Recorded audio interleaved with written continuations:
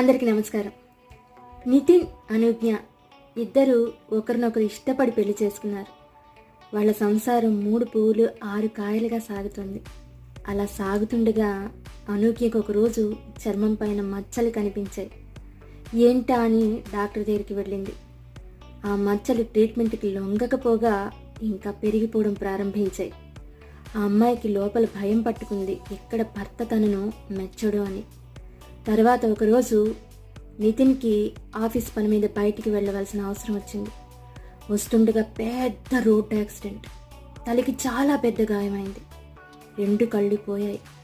చూపు పోయిన తర్వాత కూడా వాళ్ళ సంసారం అంతే పచ్చగా సాగుతోంది.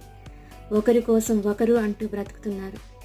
ఆ తర్వాత ఆమెకు ఆ చర్మం మీద మచ్చలు బాగా పెరిగి పెద్దవై, ఆ జబ్బు బాగా పెరిగి పెద్దదై ఒకరోజు ప్రాణాలు కోల్పోయింది.